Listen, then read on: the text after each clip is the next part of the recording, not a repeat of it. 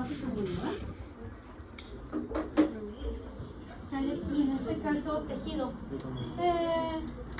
Músculos aquí asociados. Ajá. Y pues el fémur aquí, ¿no? La tibia y peroné, ¿no? La tibia sí. Fractura expuesta.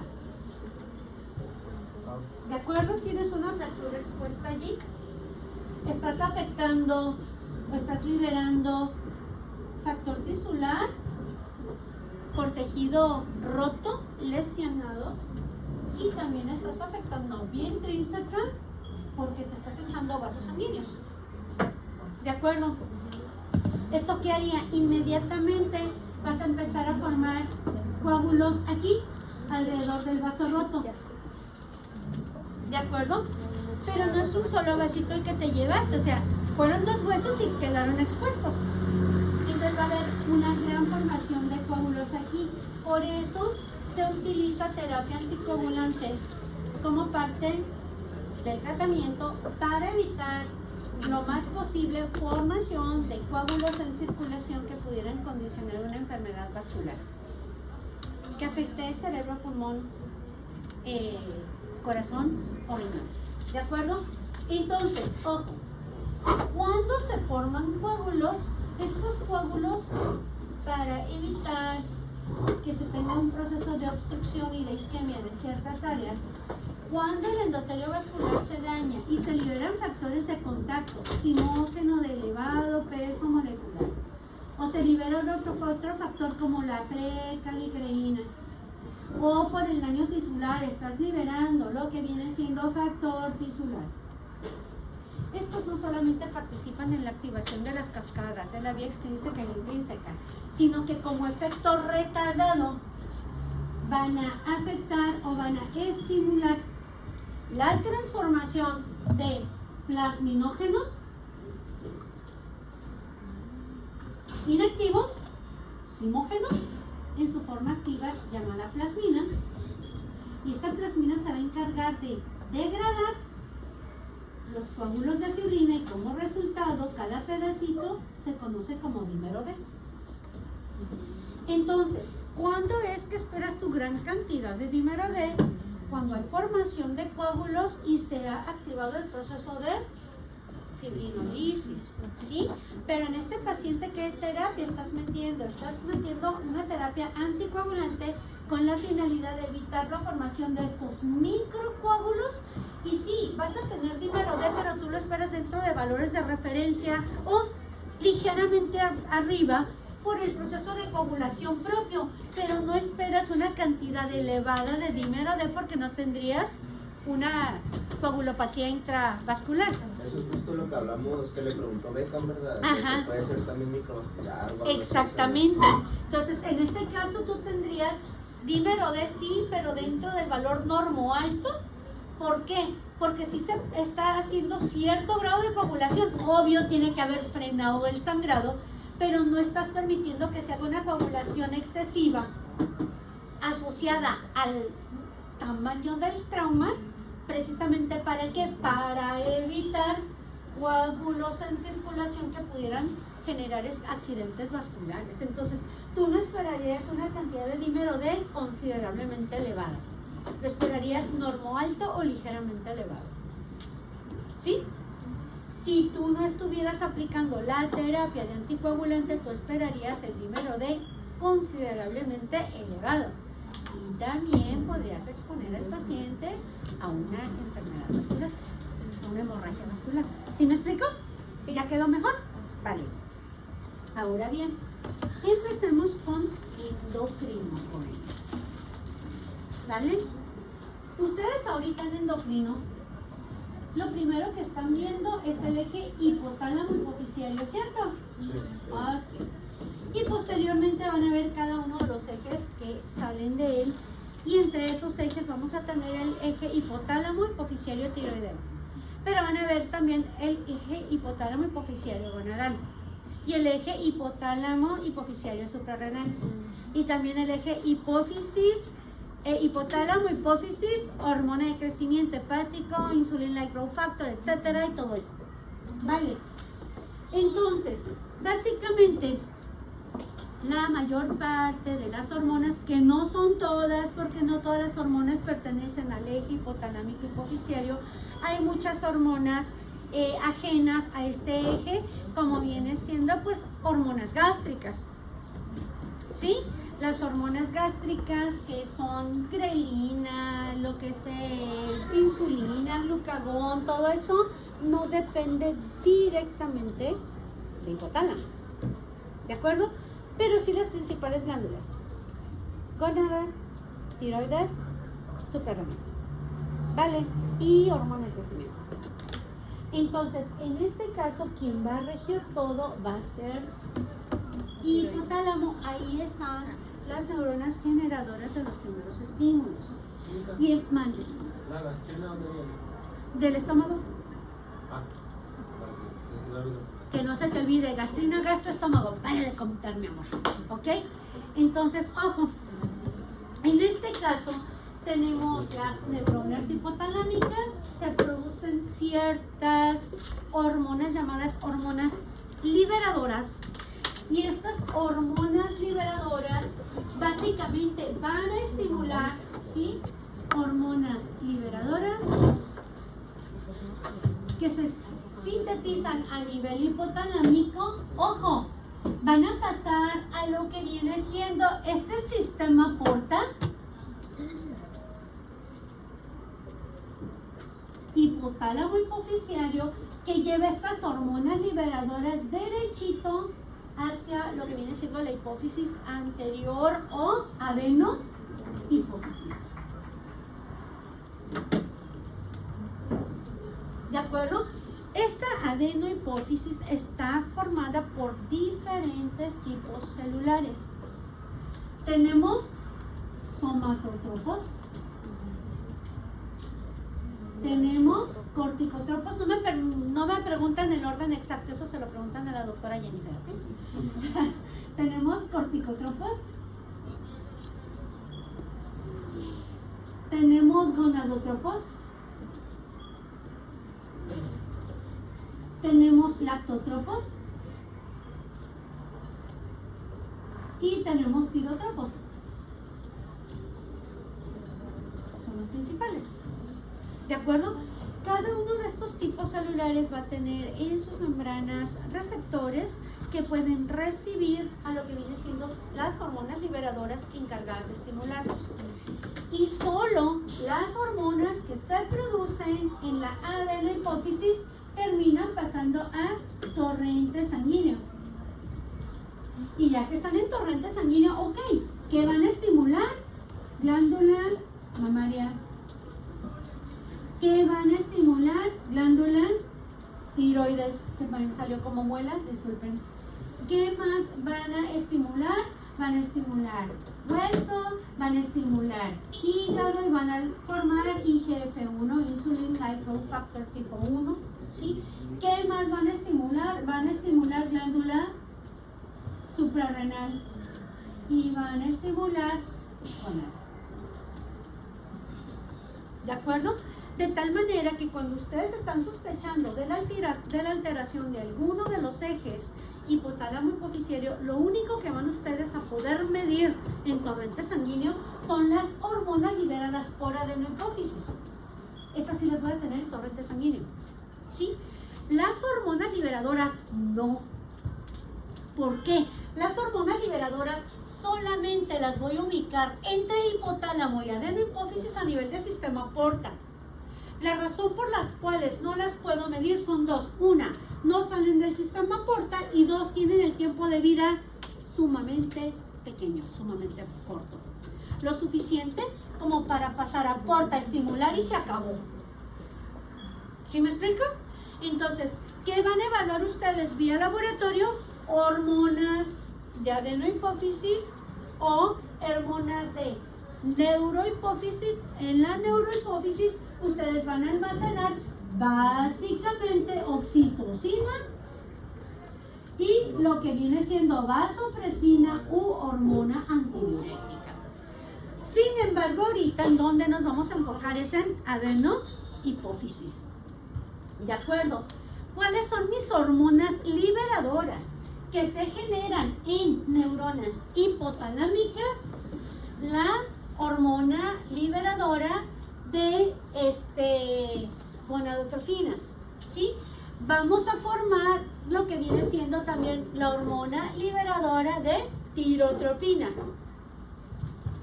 ¿sí?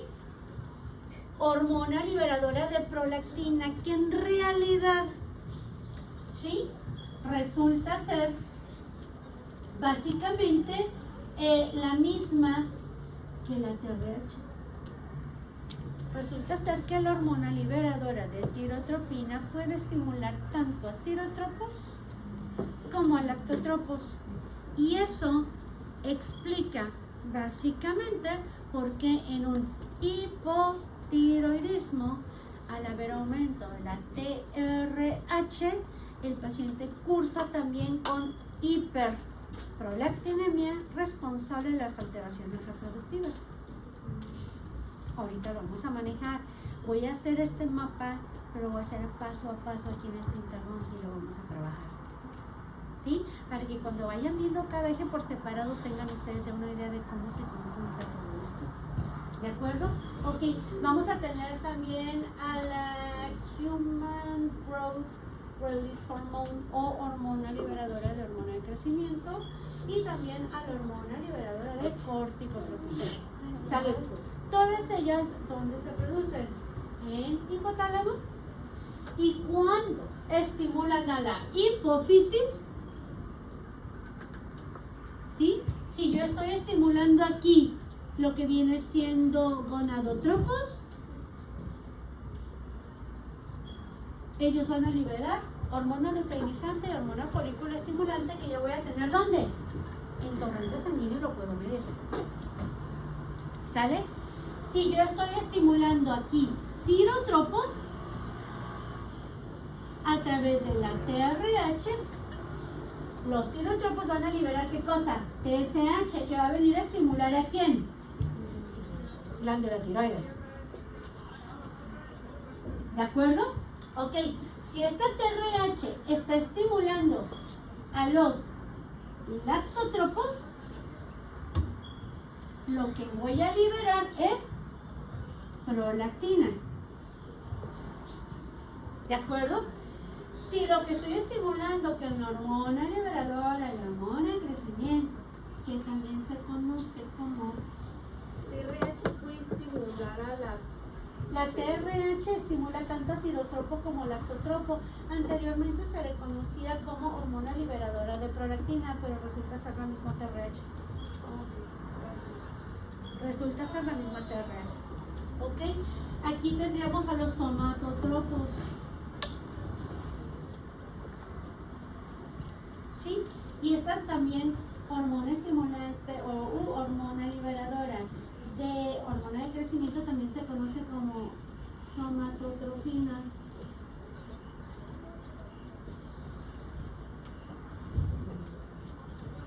¿Sale? Y la hormona liberadora de corticotropina te estaría estimulando a los corticotropos para liberar hacia el torrente sanguíneo lo que viene siendo hormona adrenocorticotrópica. ¿Me explico? Ahora, algo que es bien importante aquí, antes de meterme con cada eje. Una característica que tienen los ejes hipotálamo, hipofisiario, glándula endocrina, es que pueden controlarse por retroalimentaciones negativas. No existe una retroalimentación positiva, ¿ok? La positiva siempre está activa, siempre está mandando estímulos. ¿Qué se activa? Por lo tanto, una retroalimentación negativa o feedback negativo. ¿Y eso cuándo sucede? Ok, cuando tú ya tienes suficiente ACTH, ¿sí? Esta ACTH luego le pega en la glándula suprarrenal. La glándula suprarrenal ahora ¿qué me va a producir? Principalmente cortisol, y de rebote te va a dar aldosterona y de rebote por las enzimas que básicamente coinciden en lo que viene siendo la síntesis de hormonas esteroides, te va a dar también andrógenos suprarrenales.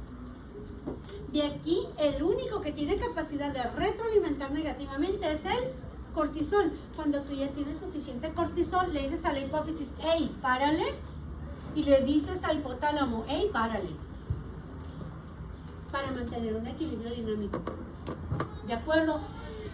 Cuando el cortisol hace efecto sobre hipófisis o sobre hipotálamo, a esto se le conoce como regulación de asa larga.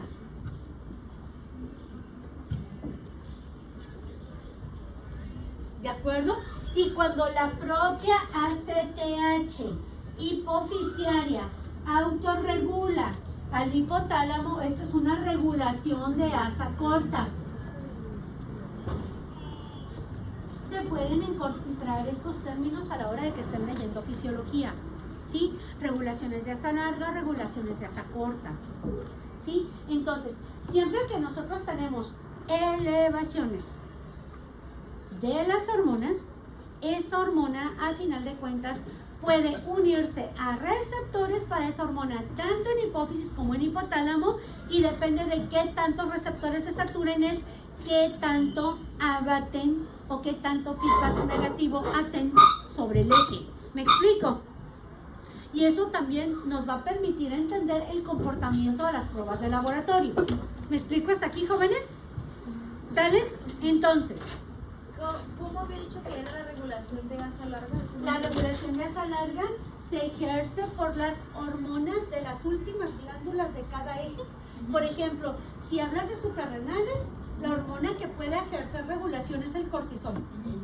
Si este cortisol liberado en la suprarrenal puede regularte adenohipófisis o puede regularte hipotálamo, es como que desde acá abajo hasta allá arriba es regulación de asa larga. Ah, ok, pero es a los dos, A los dos, a ambos. Hay receptores para ella en ambas. ¿Sale?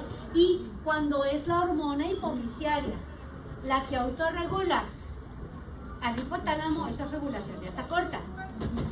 Dijo que cuando las hormonas de Glándula terminal. glándula terminal. Ajá, de glándula terminal de eje se elevan, es cuando hacen el feedback negativo o retroalimentación negativa. El feedback positivo pueden decir ustedes que no existe, porque siempre está activo hipotálamo mandando señales. Lo que va a existir es, oye, ya tengo mucha, retroalimento negativamente para frenar la producción y mantenerme en un equilibrio dinámico dentro de mis rangos de referencia normal. ¿Sí me explico? A menos que haya una falla en receptores. ¿De acuerdo? Y es ahí donde vienen las patologías de Cushing, entre otras. La regulación de asa larga y la de asa corta sigue siendo retroalimentación Es negativa. ambas retroalimentación negativa. ¿De acuerdo? Química, una pregunta. Mande. ¿Solamente pasa con el cortisol o Con las todas. demás? Ok. Con todas. De hecho, fíjense, lo que viene siendo hormona de crecimiento, ojo, cuando ya está elevada en hígado, induce la formación de insulin-like growth factor. En este caso, la hormona de crecimiento, al estimular a hígado y hígado empezar a liberar insulin-like growth factor, es el insulin-like growth factor el que tiene el efecto de control, no tanto la hormona de crecimiento, sino el IGF. Es cuando el IGF está elevado, ojo, esta se va hasta el hipotálamo y hace que hipotálamo libere una hormona en contra de lo que es la somatotropina, y me libera a la somatostatina. Y la somatostatina inhibe en la hipófisis la liberación de hormonas de crecimiento. Entonces el IGF, el que le dice al hipotálamo, hoy ya tengo un chorro de hormona de crecimiento, libérame al inhibidor. Y el inhibidor actúa sobre la hipófisis y le dice, ya, bájale a lo que viene siendo la producción de GH y deja de liberarla. ¿Me explico? Algunos retroalimentaciones negativas no lo hacen directamente bloqueando la producción de una hormona, sino estimulando la liberación de un inhibidor. ¿De acuerdo? Ahora, ojo, ¿quién me inhibe la liberación de prolactina? Dopamina. La liberación de prolactina, antes se decía, hay un factor inhibidor de prolactina y tú está bueno. ¿Ok? Pero ya investigaciones más adelante te dicen, mi inhibidor es la dopamina. Y ustedes llevaron Bioca 3 con el Doc Millán, ¿verdad? Y llevaron nervioso el módulo pasado, ¿verdad? ¡Otro! Química y medio. ¿Eh? Ah, bueno, pero te dieron Bioca 3, ¿vale? Entonces, ojo, la dopamina se libera por pulsos, tiene liberación pulsátil. Entonces, este es un control que no depende del nivel de prolactina. Si dependiera del nivel de prolactina, no existían pacientes con hiperprolactinemia. ¿Sí? Entonces, en este caso, la liberación de dopamina es pulsátil. Eso hace, ¿sí?, que la dopamina durante todo el día esté. Tengo el pulso de dopamina, bajo la liberación de prolactina. Se acaba el pulso, empieza a subir. Viene el pulso de dopamina, bajo la prolactina. Viene un pulso de dopamina, se acaba el pulso, empieza a subir. Y la prolactina se encuentra bailando a lo largo del día entre valores máximos y mínimos normales. ¿De acuerdo?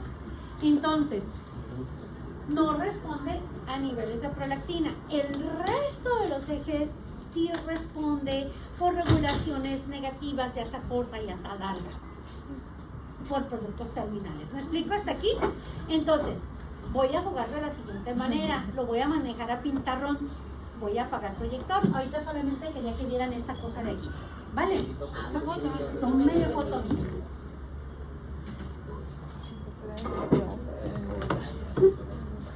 Ahorita voy a hacer que a algunos de ustedes les guste el endocrino, porque se pone bien bonita. Voy a quitar esto. ¿Listo, Beckham? Pero bonita para ustedes, química. Para ustedes. De hecho, la van a ver aplicable.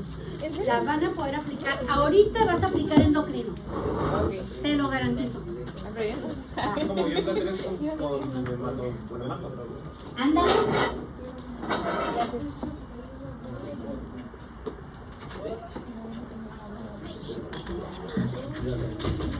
No le quiero pasar. Voy a jugar solamente con adenopsis, ¿sale? Gracias, Mori. Vamos, ahora sí voy a apagar esta cosa. Voy a apagar. Se lo toqué yo. Es que no estaba seguro yo, porque luego capaz sí daba clases.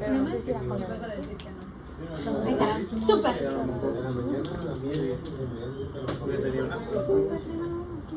Gracias, bonita. Al rato que me desmanche. Ahí tengo, al rato que me desmanche toda. Ok, va. Entonces. Ok, hipotálamo. Voy a usar todo el pintarrón, ¿eh? Se lo presto aquí. Ok, y luego aquí voy a poner lactotropos. Toda esta región pertenece a adeno, hipófisis. Ok, luego voy a poner aquí tirotropos. ¿Se alcanzan a ver allá? ¿Bien? Sí. Perfecto. Luego voy a poner aquí, ¡ay, qué bonito! Gonadotropos. Luego aquí voy a poner corticotropos.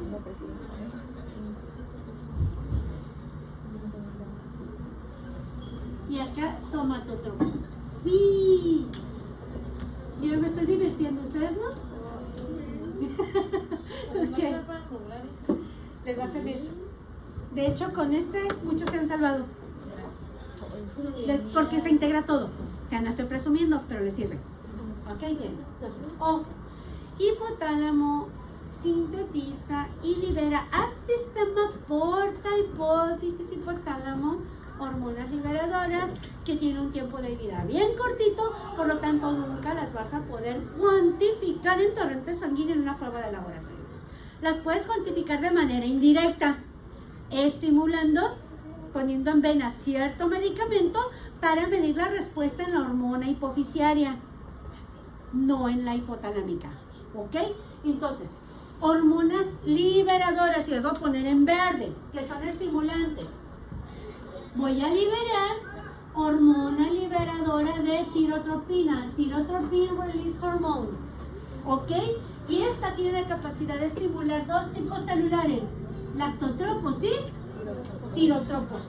Cuando los estimula, entonces lactotropos produce y libera a la hormona prolactina, que entre sus funciones va a actuar sobre los canales o conductos mamarios, bueno, células de la glándula mamaria, para que se origine lo que es la leche materna, ¿vale? Pero no solamente funciona ahí. La prolactina, aunque no está del todo muy claro, también tiene efectos en lo que viene siendo gónadas, en la función reproductiva, ¿ok? Entonces, función reproductiva. Y aquí hago aclaración. Exactamente no se sabe bien qué ondas, pero hace falta para función reproductiva, espermatogénesis, maduración ovárica, etc. ¿Sale? Por eso se las pongo así, línea punteada, ¿vale? ¿Qué sucede cuando la hormona liberadora de tirotropina estimula los tirotropos? Tirotropos liberan a torrente sanguíneo hormona estimulante de tiroides, TSH. Y cuando tienes TSH en torrente sanguíneo, esta va a llegar y va a estimular a la glándula tiroidea. Aquí va a tener receptores para TSH y entonces va a promover la síntesis y liberación tanto de tetrayodotironina o T4, triyodotironina, que son las responsables de hacer sus efectos sobre metabolismo, ¿ok?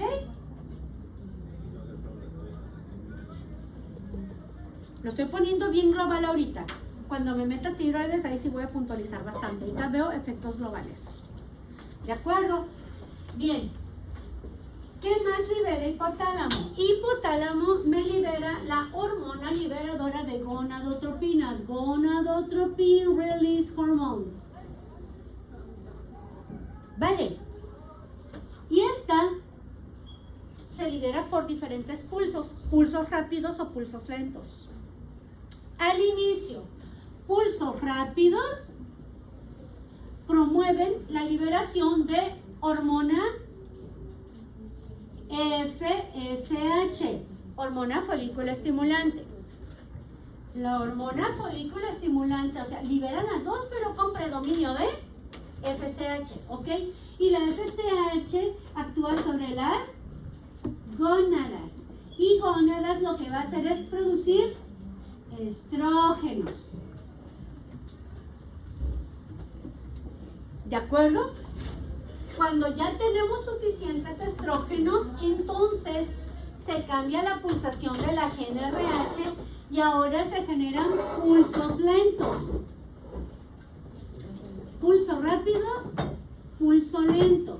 Y el pulso lento, aunque permite la liberación de ambas hormonas, FSH y LH, el pulso lento patrocina o permite mayoritariamente o favorece la liberación de LH, dando el pico luteico en la mujer y el proceso ovulatorio. ¿Me explico? Entonces, esta LH pega en gónadas y me genera lo que viene siendo primero formación de andrógenos, que posteriormente terminan como estrógenos por efecto de FSH en la primera etapa, ¿sí? Pero cuando lo que tengo es predominio de luteinizante, estos andrógenos los mando a progesterona. En mujer, primera etapa, maduración ovárica, producción de estrógenos, acumula suficientes estrógenos, cambia expulso de GnRH, predominio de luteinizante, ¿sí? Ovulación, asociada a piccolo luteum, formación de cuerpo amarillo, formación de progesterona. ¿De acuerdo? Entonces aquí yo tengo básicamente producción de andrógenos, estrógenos y progesterona por ese eje. ¿Quiénes ejercen efecto de retroalimentación? Los estrógenos en la mujer, el andrógeno principal en el varón, que es la testosterona. ¿De acuerdo? Ok, luego, ¿qué otra hormona liberadora genera el hipotálamo? Genera CRH, Corticotropic Release Hormone. Hormona liberadora de corticotropina. Esa va a estimular a los corticotropos y va a promover como resultado la liberación de ACTH, hormona adrenocorticotrópica, que va a hacer efecto sobre la corteza suprarrenal y voy a liberar principalmente cortisol. Pero como ustedes vieron con el doctor Millano, con el químico Valenzuela, ¿sí?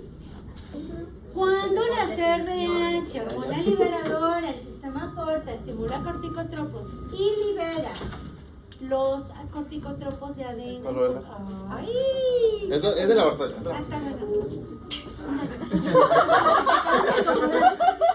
¿Ok? Fíjense bien. Y traigo aquí.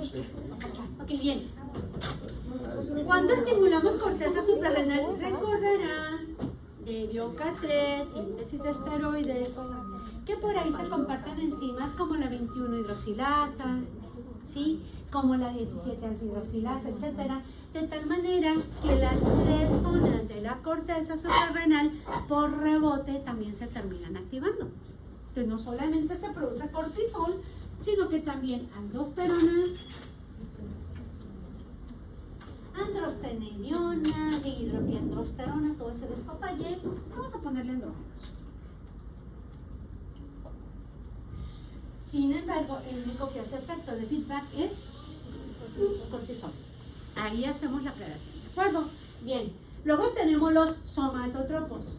Los somatotropos van a ser estimulados por la Human Growth Release Hormone, ¿de acuerdo? Y van a hacer que los somatotropos liberen hormona de crecimiento. ¿Ok? GH. Esta GH puede estimular hueso, crecimiento, puede estimular músculo, ¿sí? Aumento del número de fibras musculares. Y también aumenta o estimula hígado. Hígado termina liberando IGF-1, Insulin-like growth factor type 1. ¿De acuerdo? Y este Insulin-like growth factor tiene efectos metabólicos. ¿Sí? El IGF-1 es el que ejerce el feedback sobre todo el eje, ¿vale? Y efectos metabólicos, ¿sí? Induce gluconeogénesis, ¿sí? Induce también lo que viene siendo lipólisis. Obviamente esto me lleva a beta oxidación y esta beta oxidación va a alimentar gluconeogénesis, ¿de acuerdo? Y también induce síntesis de proteínas, lo que favorece masa muscular, ¿de acuerdo? Entonces, cuando ustedes hablan de una persona con gigantismo que se conoce como acromegalia, usualmente estas personas son muy altas porque se está estimulando crecimiento de hueso, de ciertos huesos, ¿sale? Se está estimulando lo que viene siendo masa muscular, pero sin grasa. Son muy delgados y usualmente cursan con hiperglicemias en la acromegalia. ¿De acuerdo? ¿Por qué? Porque IGF-1 está involucrada metabólicamente con estos procesos. ¿De acuerdo? Va. Ahora, Ya tengo ahí mis diferentes líneas. Vamos a empezar a jugar y vamos a ver cómo se retroalimentan o cómo se autoestimulan entre ellas. ¿Ok? Dijimos, primero, ¿cómo controlo prolactina? La prolactina se controla a través de los pulsos de dopamina. Estos pulsos de dopamina limitan la producción de prolactina. Cuando ustedes tienen un adenoma hipoficiario secretor de prolactina, ¿qué es lo que estás teniendo? En lugar de que tú tengas básicamente cierto número de lactotropos, por la proliferación, que es lo que te da el adenoma hipoficiario, ¿sale? Ahora tienes un mayor número de lactotropos produciendo prolactina, ¿cierto? Por lo tanto, tu prolactina pasa de normal a hiperprolactinemia. Como no hay un feedback a partir de aquí y tus pulsos de dopamina se mantienen regulares, es por eso que no se puede frenar la producción de prolactina, porque esta dopamina resulta insuficiente para todos los lactotropos que se han proliferado. ¿Sí me explico? No puedes darle de tratamiento dopamina directa, ¿sí? Porque la dopamina es un estimulante en ciertos receptores y es un inhibidor en otros. Entonces, si tú le dieras dopamina a tu paciente, alterarías lo que viene siendo los estímulos relacionados con dopamina y el paciente terminaría, no sé, con un ataque de esquizofrenia, por ejemplo. ¿Sí me explico? Es por eso que das análogos de dopamina que van dirigidos exclusivamente para los receptores D2, que son inhibidores. ¿Sí? Bueno, son estimulantes, pero estos receptores D2, si tú les metes un antagonista, como la bromocriptina o como la cabergolina, se parecen tanto a la dopamina que vienen, se pegan, pero en lugar de ser estímulo, te empieza a bloquear la formación de prolactina y de estar alta, le metes los análogos antagónicos y ¿qué te van a dar? Disminución de prolactina llevándola a su disminución y control. ¿Me explico? ¿Vamos bien hasta ahí? Ok, ahora, TRH estimula tirotropos que libero. Mande.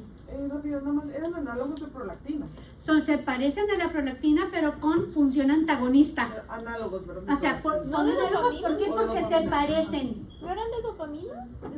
Bueno, dije dopamina o dije prolactina. Es de dopamina, perdón. Análogos de dopamina. Análogos de Sí, dopamina, es que yo me discúlpame. confundí con eso, por eso. No, a lo mejor yo por ir rápido dije una tarugada. Son análogos de dopamina. Análogos en cuanto al receptor, pero tienen efecto antagónico. Se pegan al receptor y ya no se puede pegar la dopamina normal, pero hacen lo que viene siendo,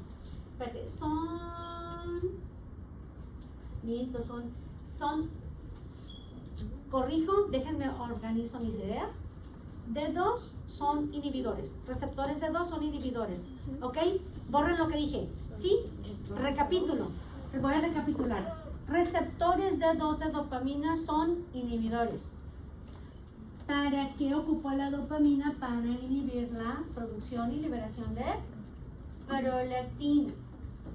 Estas células tienen dos receptores principales. Un receptor D2 para la dopamina y el receptor para TRH. ¿Estamos de acuerdo? Mientras TRH se une, genera producción y liberación de prolactina. Pero con cada pulso de dopamina, la dopamina entra en D2 y domina sobre el estímulo de TRH, bloqueando la producción y liberación de prolactina, y eso hace que la prolactina se mantenga en niveles, ¿sí? Sin embargo, cuando se tiene una tumoración, el pulso de prolactina resulta insuficiente para todas las células que tengo en esa tumoración, ¿sí? Y lo que domina en todas ellas es el estímulo de TRH, aumentando la producción y liberación de prolactina. Por lo tanto, en el tratamiento que vas a meter un agonista, perdón, sería un agonista, no antagonista, un agonista de los receptores de 2. Discúlpenme. Un agonista de los receptores de 2, es decir, se parece a la dopamina. Discúlpenme, se parece a la dopamina. ¿Quiénes son estos medicamentos? Anteriormente bromocriptina llevaba el mayor uso, después empezó a haber cabergolina y creo que ahora hay otro medicamento con menos efectos secundarios. Como tienen afinidad por el receptor de 2, es como si tuvieras más dopamina, por lo tanto da las dosis necesarias para que cubran a todas las células en proliferación y puedan bloquear el estímulo de la TRH y de esa manera disminuyes la producción y liberación de prolactina. ¿Me explico? ¿Y esto por qué hay que hacerlo? Bueno, si se trata de una tumoración secretoria, ¿sí? Recuerden que la hipófisis está ubicada en la silla turca, que está justo en medio del cráneo. Y a cada lado de esa silla turca corren los nervios ópticos, lo que es el quiasma óptico. Y si tú tienes un tumor que está creciendo, va a empezar a hacer presión sobre los nervios ópticos y vas a empezar a tener alteraciones visuales. Y vas a tener presión sobre el tejido circundante, lo que te va a condicionar la cefalea holocraniana, que no se le quita al paciente. Y aparte de que vas a tener un chorro de prolactina. Y la prolactina, oh my God, la prolactina viene en controles. Prolactina elevada, asterisco, me inhibe liberación de hormona liberadora de gonadotropina. Por eso es tan importante controlar los niveles de prolactina.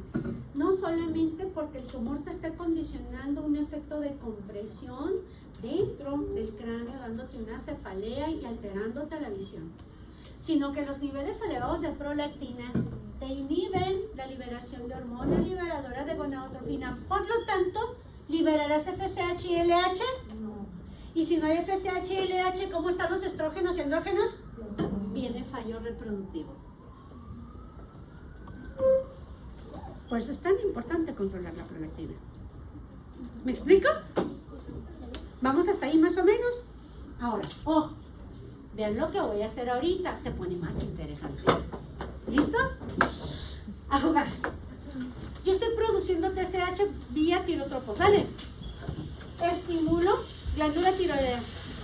¿Qué produzco? T4, T3. De estos dos, ¿quién tiene el efecto en tejidos a nivel metabólico? T3. ¿De acuerdo? Y aparte de esto, cuando yo ya produje suficiente T4 y ya produje suficiente T3, estos me hacen un feedback negativo a tirotropos y un feedback negativo a hipotálamo. ¿Sí? Porque tanto en tirotropos como en hipotálamo hay receptores para hormona tiroidea. Entre más se van saturando los receptores para hormona tiroidea, dice hipotálamo, ¿ya hay suficiente? Le bajo la producción de TRH. ¿Sale? Dice hipófisis, ya tengo suficiente, le bajo a la liberación de TSH. ¿De acuerdo? Pregunta, ¿qué pasa si tengo un hipotiroidismo? ¿Cómo están mis niveles de T3 y T4? Bajos. Por lo tanto, ¿cómo está la liberación de TRH? ¿Aumentada o disminuida? Aumentada. Y si está aumentada, vamos a pensar que el daño estuviera en tiroides, ¿ok? Si está aumentada, al haber mucha TRH y tener una buena respuesta de tirotropos, ¿cómo esperas el nivel de TSH? Alto. Pero como tiroides no responde, mantiene niveles bajos de T3 y T4. Ese sería un hipotiroidismo primario porque la glándula final es la que está afectada. Comportamiento de laboratorio, TSH alta, T3 y T4 bajas. Pero ¿cómo está la hormona liberadora? Elevada. Y esta no solamente le pega a tirotropos, también le pega a lactotropos. Por lo tanto, tienes un incremento de prolactina en el hipotiroidismo, lo que tiene un efecto inhibidor del eje reproductivo y tienes falla reproductiva. ¿Se dan cuenta? Es un efecto dominó. ¿Nos vamos entendiendo?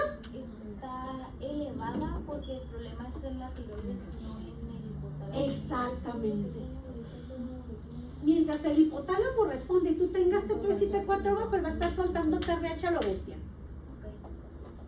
Y va a estimular de forma mayor tanto tirotropo como lactotropo. Química. ¿Sí?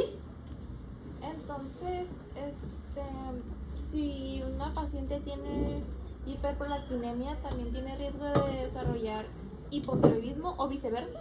Al revés. Usualmente es más fácil o es más común que un paciente con hipotiroidismo desarrolle hiperprolactinemia.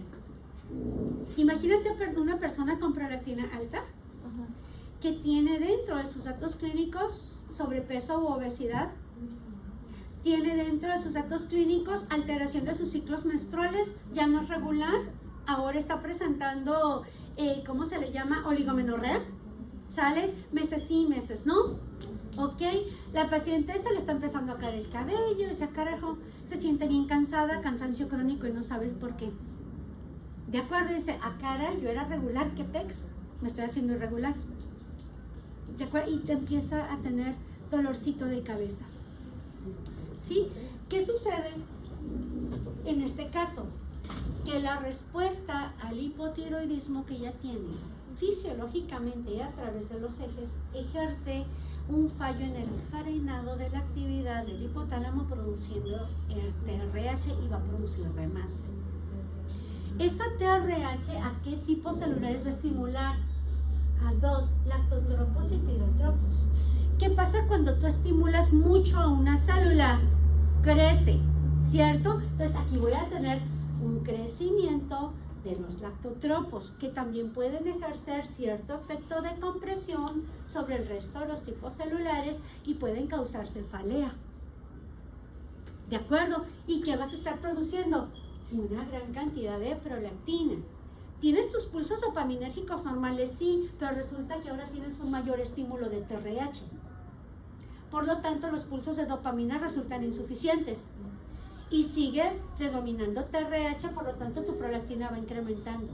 Conforme la prolactina va incrementando por el estímulo de TRH secundario al hipotiroidismo por fallo de tu glándula tiroidea, se acumula a tal punto que empieza a inhibir en el hipotálamo la liberación de hormona liberadora de gonadotropinas y en la paciente empieza a haber una disminución en la producción de estrógenos, por eso tarda más tiempo en alcanzar los estrógenos que debe para generar el pico luteico y viene la oligomenorrea o lo que viene siendo la descamación del endometrio, ya no por mes o 28 días, sino en periodos más largos.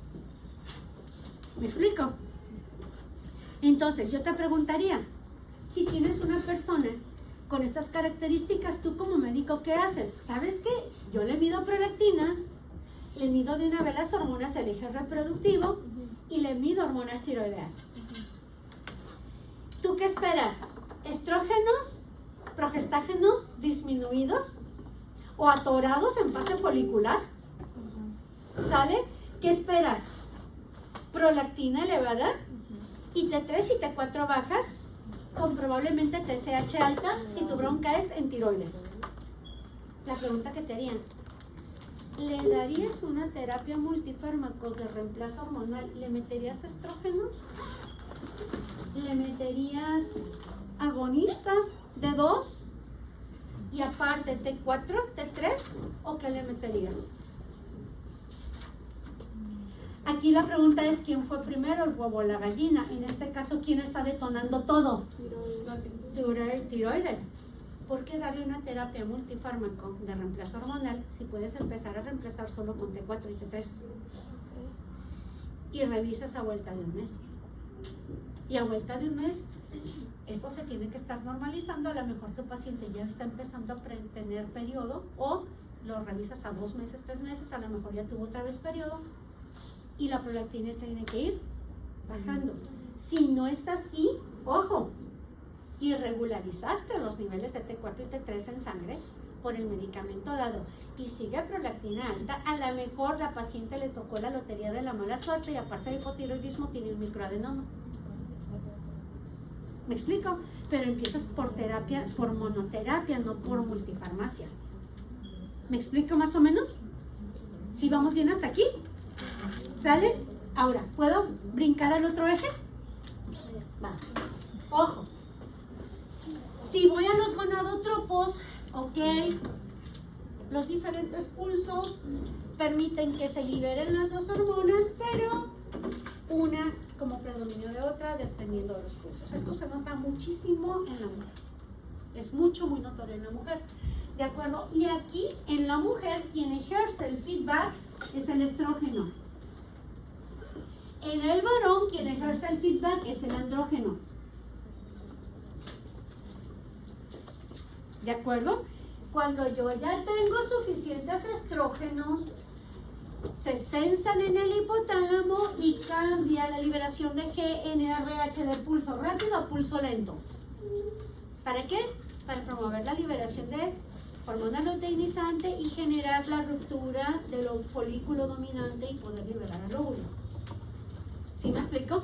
Y en el varón la cantidad elevada de andrógenos también te suprime o te disminuye lo que viene siendo las cantidades de GnRH para mantenerse dentro de ciertos rangos. Preguntas y aplicación. ¿Han escuchado hablar de los fisicoculturistas? Claro. ¿Se han dado cuenta que muchos de ellos utilizan esteroides anabólicos para subir la masa muscular? ¿Y han escuchado hablar de la situación que muchos consideran un mito de que si usan muchos esteroides quedan inhibidos reproductivamente? Pues no es un mito, es realidad. ¿Por qué? En un varón, si tenemos nosotros demasiados andrógenos, en este caso un esteroide anabólico es un esteroide. ¿Y qué es todo esto? Esteroides. ¿Y cuál es la parte común? La que interactúa con receptores. Por algo tienen los efectos de aumento de masa muscular, crecimiento óseo, etc. ¿Estamos de acuerdo? Entonces, ojo, si un varón utiliza esteroides anabólicos, sí, ojo, los esteroides anabólicos me hacen un feedback de tipo negativo sobre la GnRH y te bajan FSH y LH. Ahora, ojo y fíjense bien, para que estos andrógenos influyan sobre la espermatogénesis, ¿sí? Los andrógenos deben sintetizarse in situ, es decir, en el testículo. ¿Ok? La espermatogénesis requiere testosterona formada en testículo. ¿Sí? Si tú metes testosterona exógena, la testosterona exógena no puede ingresar al testículo. ¿Sí? La testosterona exógena no puede ingresar al testículo, no funciona a nivel testicular para empujar espermatogénesis. Por lo tanto, ¿qué se consigue con el uso de esteroides anabólicos de forma crónica? 1. Darme un feedback negativo hacia GnRH, ¿cierto? Y si tengo un feedback negativo hacia GnRH, ¿qué pasa con folículo estimulante y luteinizante en el varón? Baja. Y si estas bajan, ¿qué pasa con la cantidad de testosterona formada en el testículo?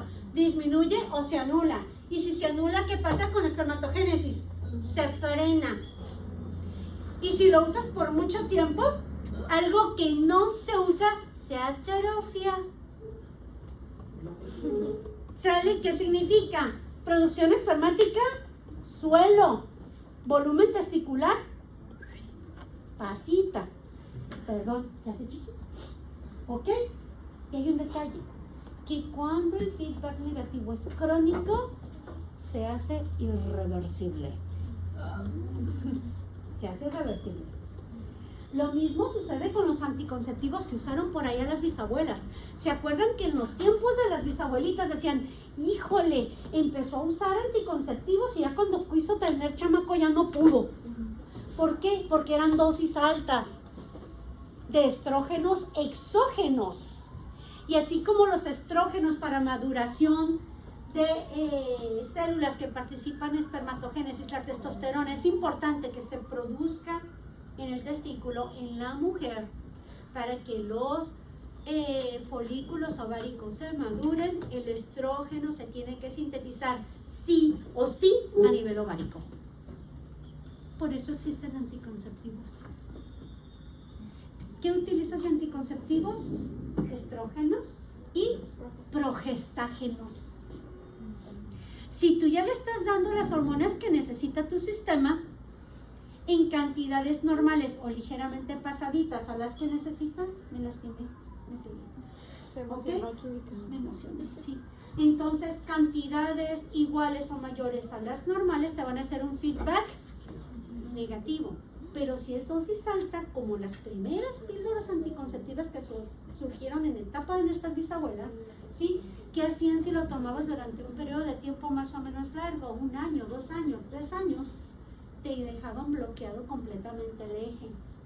De tal manera que posteriormente ya no podían embarazarse. Y se frenaban los ciclos.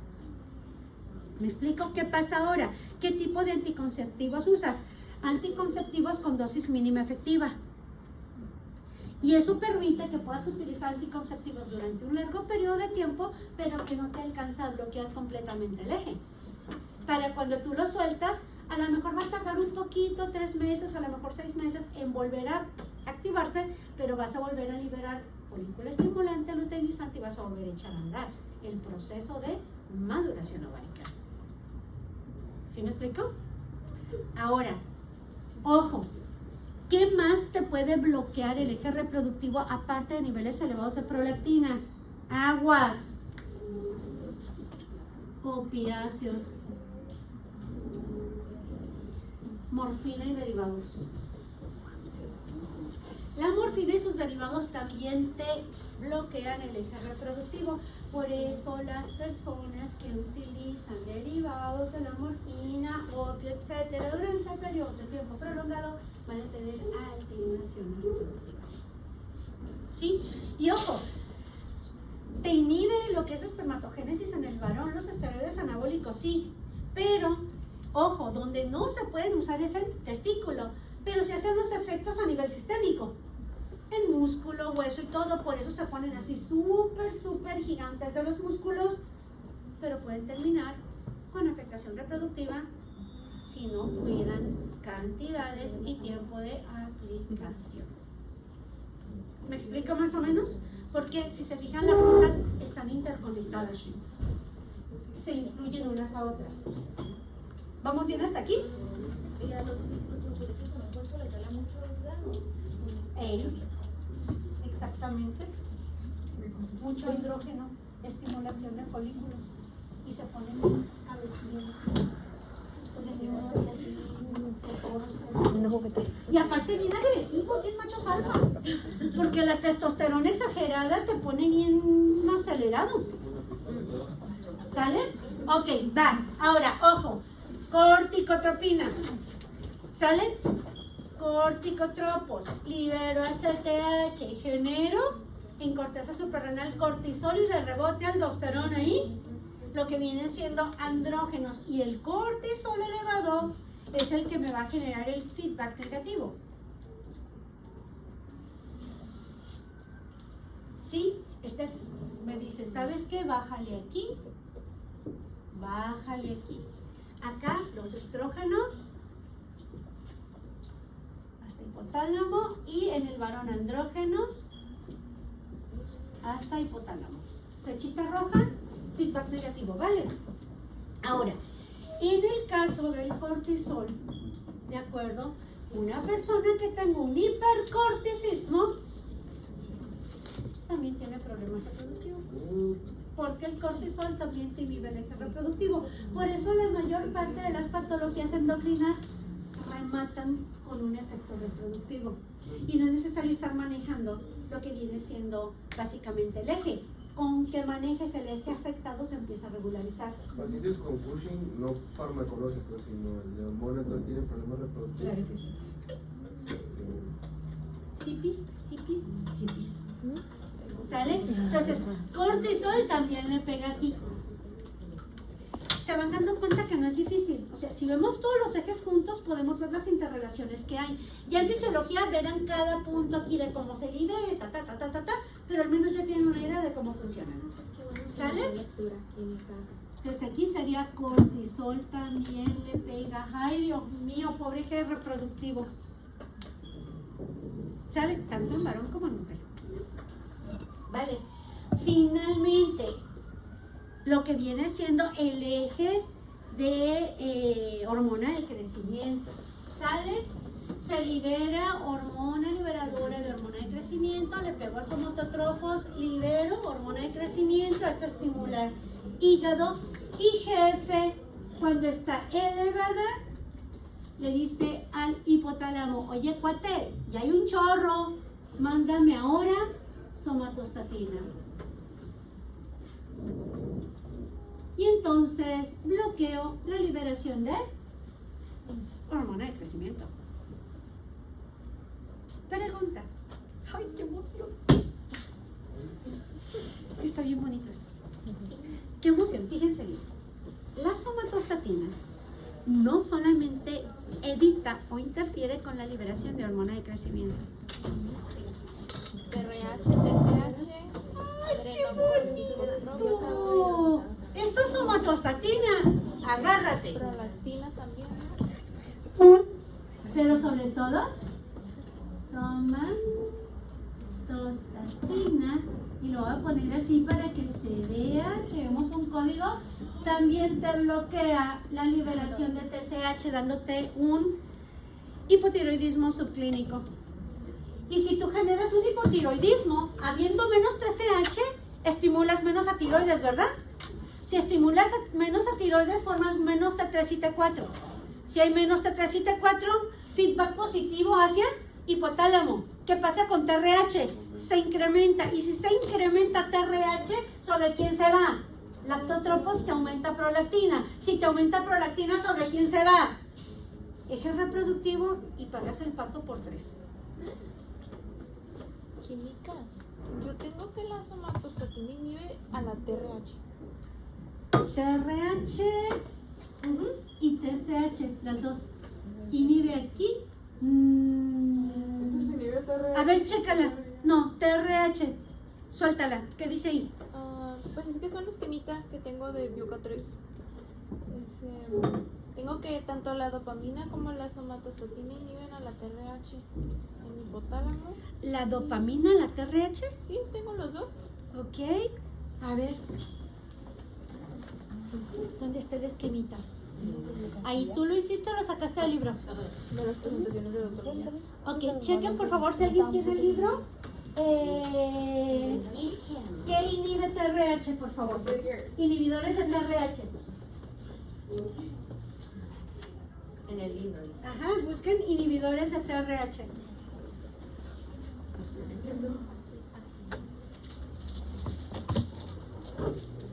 Por favor, siempre que tenemos una incongruencia hay que buscar. Si yo la puedo cajetear y si yo la cajeteo la voy a corregir. Soy humana, también la puedo regar de vez en cuando. Aunque no sea de vez en diario, ya estuvo. La TRH estimula la proteína. Pero busca inhibidores de la TRH. A mí me sale, o sea, no me libro, pero se lo hacen que libros, pero me sale O busca en inteligencia artificial inhibidores de TRH. Dopamina. Ok, TRH. Inhibidor principalmente por los niveles de somatostatina, somatostatina, limpia ciertos fármacos, carbamazepina. Ok, entonces aquí estaríamos así. Aquí y aquí. Entonces no pasa nada. Entonces, sí, no tendrías una hiperprolactinemia aquí, pero porque te afecta el eje reproductivo también, porque la T4 influye en la síntesis de hormonas, de enzimas a nivel de tiroides. Entonces, tanto lo que viene siendo el hipotiroidismo por sí solo te afecta el eje reproductivo y se aumenta la inhibición del eje reproductivo por presencia de prolactina. ¿Sí me explico? Ahora, fíjense bien. ¿Qué es lo que comúnmente encontramos nosotros en las áreas de deportes? Uso de esteroides anabólicos y uso de hormona de crecimiento. ¿Sí? Entonces, si tenemos nosotros uso de hormona de crecimiento, ojo, La hormona de crecimiento que el paciente se pone en forma de inyección va a estar estimulando sobre todo músculo, que es lo que ellos buscan, ¿cierto? Y va a estar formando ¿qué cosa? Por estímulo en hígado y GF1, ¿cierto? Por lo tanto van a aumentar masa muscular, van a disminuir masa grasa, pero pueden cursar con ligeras hiperglicemias, comportarse como intolerantes a la glucosa o prediabéticos. ¿Sí me explico? Eso podría suceder. Al elevarse la IGF-1, va a promover el incremento de somatostatina.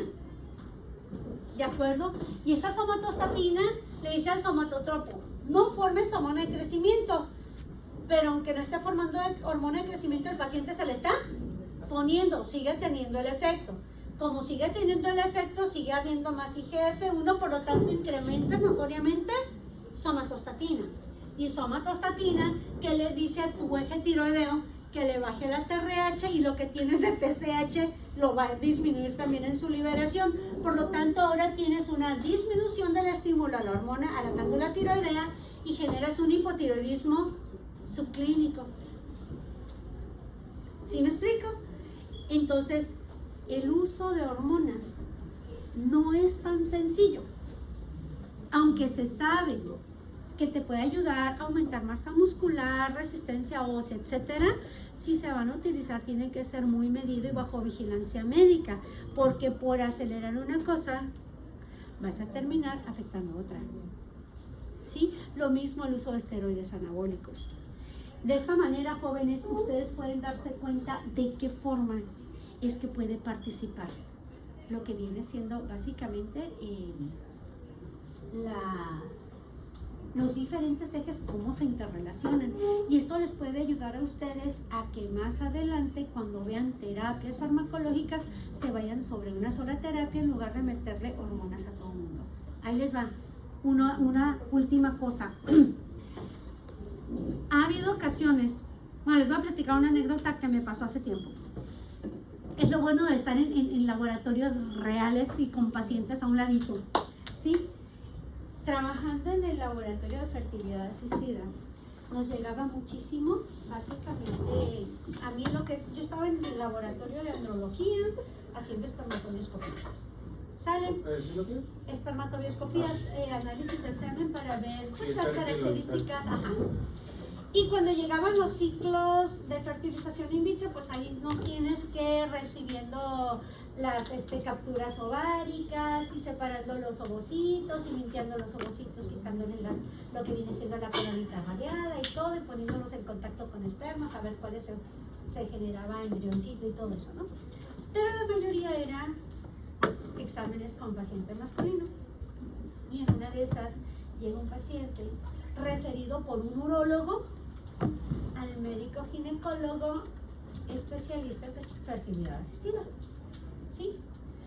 Y cuando llegaban conmigo se les hacía una pequeña historial clínico para tener una referencia de, a partir de lo que yo encontrara en el espermograma, yo más o menos qué podía hacer, ¿no? Y entre las preguntas que se hacían en el historial clínico era uso de medicamentos por todo esto. ¿Sale? Y entonces el señor me dijo que su urólogo le había dado testosterona inyectable para aumentar la producción espermática. ¿Fue correcto o fue incorrecto el tratamiento? Incorrecto. ¿Por qué? En lugar, odio, dándole testosterona, le iba a poner como macho alfa.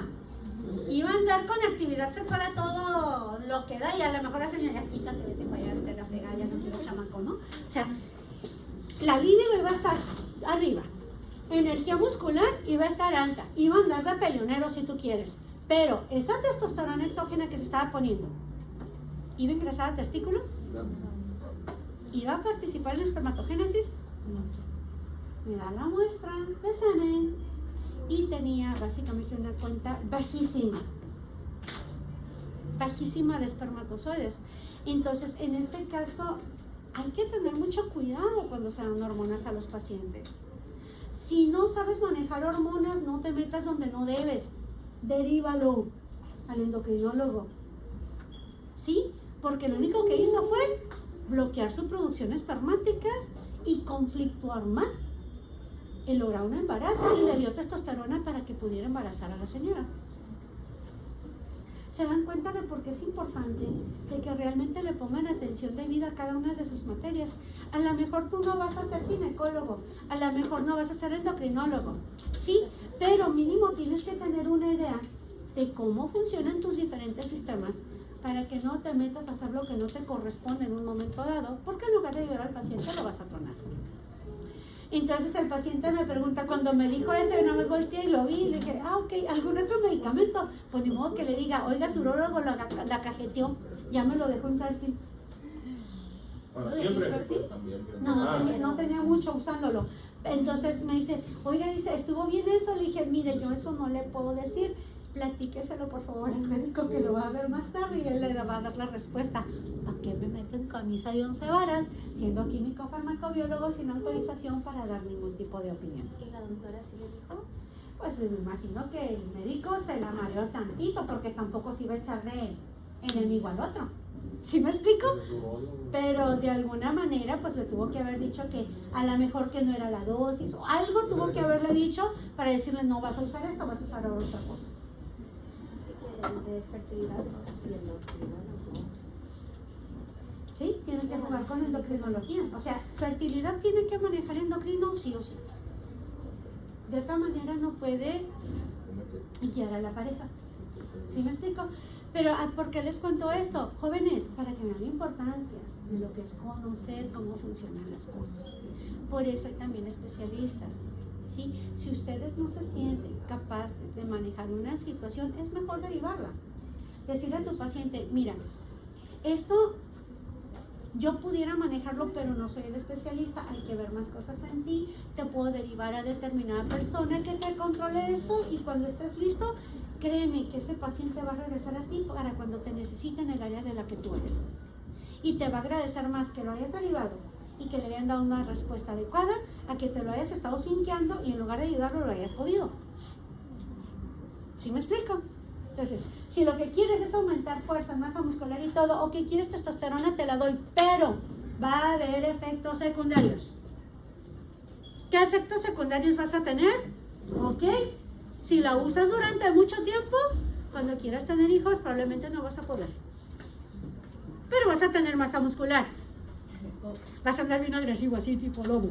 ¿Ok? ¿Que quieres andar muy complaciente con la señora? Pues órale, vas a poder. ¿Ok? Pero va a haber un costo. Las hormonas, si no están dentro de los valores de referencia, sean bajos o sean altos, vas a tener un efecto en tu funcionamiento global, porque están impactando a todo el sistema.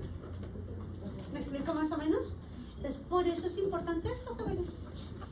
¿Sale? Ya en la siguiente clase nos vamos a enfocar con eje tiroideo y las pruebas que vamos a utilizar para poderlo manejar.